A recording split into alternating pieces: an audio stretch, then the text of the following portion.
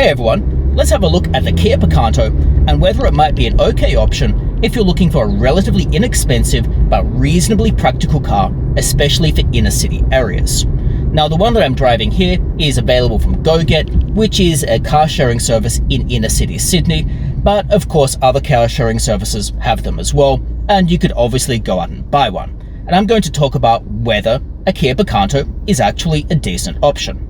Now it turns out it's actually quite reasonable, it's reasonably practical, the technology is quite okay, and the interior quality is adequate at this price point. It's also not that expensive compared to the other competitors, being priced at around 15,000 Australian dollars, so it's certainly competitive in this segment. And Kia itself has improved its quality over time, so it's better than it once was. Now, I've been driving this particular Kia Picanto for a while now on a few different trips, so I've become reasonably familiar with what the car's like, some of its pluses and some of its minuses, and I'm going to go through them in this video. But if you have any thoughts about this car or about any other practical cars, drop those in the comments below. Otherwise, it would be brilliant if you click the like and subscribe buttons. Alright, so let's break this down into various different segments. I'll first start off with perhaps the biggest negative, which is performance. Now for a car like this, you're probably not looking for blisteringly fast acceleration, and this isn't going to give it to you. Basically it has around 90 horsepower, and its acceleration from 0 to 100 is around 14 seconds. Now this is obviously a fleet spec, so you could get it a little bit better than that, but it's not fast. It certainly is not going to be as fast as a hot hatch, so if that's what you're looking for, this really is not going to be your option. But at this price point, those are relatively standard figures, and if you're just looking to accelerate in stop-start traffic, it does that fine enough. I.e., it's fine going around the central business district, it's not so great on long trips, and particularly not so great going up hills, especially if you're carrying a lot. So just bear that in mind if that's really what you're looking for. However, this then shifts onto the advantage in terms of performance, at least performance in inverted commas, which is basically handling and ease of getting around. Basically, the car handles very well. It's small, which helps a lot. It has a reverse camera, it has parking sensors, it's relatively easy to get in and around parking spots, parking lots, ramps, and the like, so it's going to be quite maneuverable in tight spaces, which you might confront in inner city areas. However, do bear in mind when considering practicality that the wheels on this are small, it's not a particularly high car, so it's going to have issues with some particularly aggressive potholes. So it's not great if the roads in your area are terrible. So practicality wise, it's quite good, but bear those things in mind, particularly if you're in a state or a situation where the roads aren't particularly good. If you're looking at carrying a decent amount, this is an okay option. I say okay because the storage space is fine when you lower the back seats, but without the back seats, it has a relatively small trunk.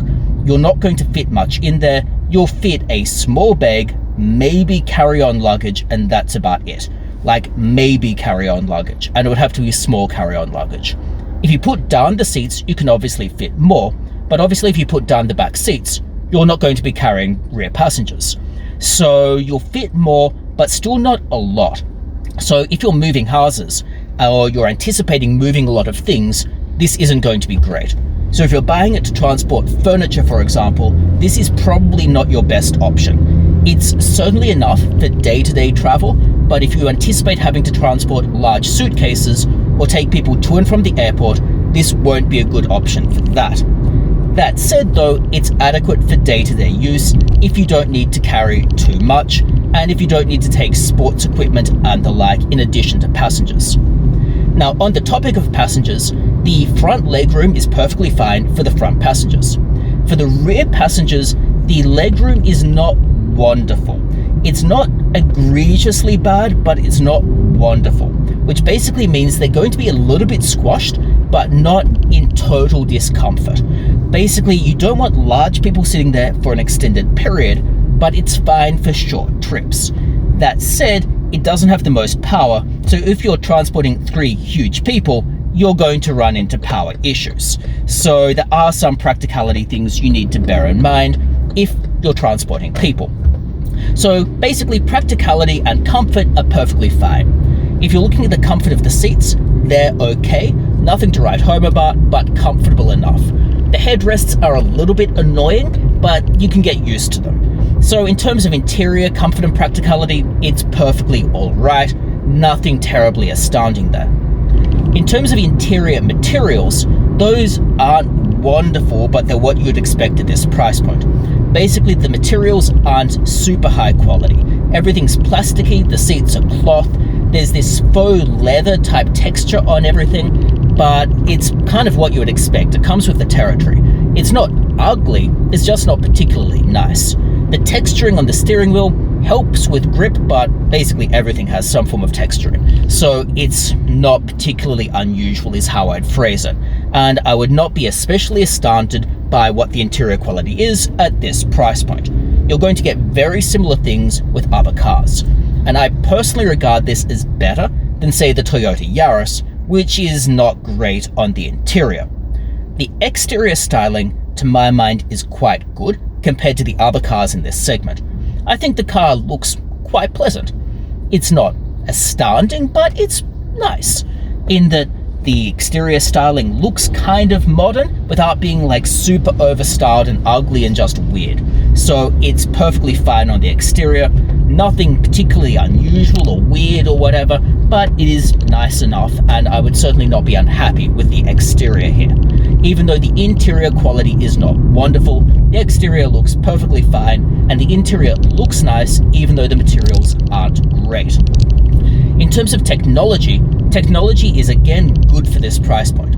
Basically, it has a reverse camera, it has a touchscreen infotainment system, and it basically has most of the technology you'd want. With that reverse camera, you have parking sensors. With the touchscreen infotainment system, you have Bluetooth audio. You do have Apple CarPlay and Android Auto, although you have to connect your phone via USB, but still, that's good for this price point. And on other cars, perhaps more expensive cars, these are options. So it is actually quite good technology for a car that doesn't really cost very much. Now, the gauge cluster is not really a screen, but it looks perfectly fine. It's totally alright. So I wouldn't be complaining about the gauge cluster either. So all of the technology is fine. There's nothing negative really to say about it. It's not super good, and it's certainly not the best touchscreen in the world, but it's definitely very serviceable, and it does all you'd need at this price point, and it has most of the things that I'd require or I'd be looking for. So again, no complaints technology-wise, not top of the line, but certainly not worst in the world. Now, in terms of reliability, these are actually quite reasonable. Like, Kia has a reasonable reputation for reliability. It is absolutely improved. Many of the dealers will give deals on warranties, so if you're buying one new and it comes with a warranty, reliability becomes less of a concern depending on the exact warranty terms you're able to negotiate. Servicing is going to be relatively cheap because it often is with cars of this nature, and I wouldn't really expect terribly much to go wrong. And like I said, warranties will help to cover a lot of that in any case, to the extent that warranties will work. Although, do bear in mind that warranties sometimes need to be read with the fine print in mind. Regardless, it is actually going to be a decent option if you're looking for a car just to drive around the city that you need for small parking spaces, perhaps annoying ramps, perhaps various other things in the city that you just need a small car to drive every day, and it doesn't need to be particularly powerful. If that's what you're looking for, an inexpensive, practical car, this is not a bad option overall. And I'd consider one if that's what I were in the market for. That said, for many of these types of cars, you can just get them from car sharing agencies. Regardless, those are my views on the car, why I think it's probably a decent option depending on what you're looking for, and my views on the pros and cons in terms of performance, practicality, handling, and just quality overall. So thanks so much for tuning in. I hope the video has been useful to you. If it has, it would be great if you click the like and subscribe buttons.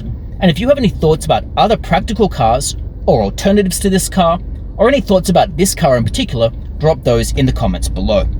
Regardless, thanks so much for tuning in, and I hope to see you next time. Bye.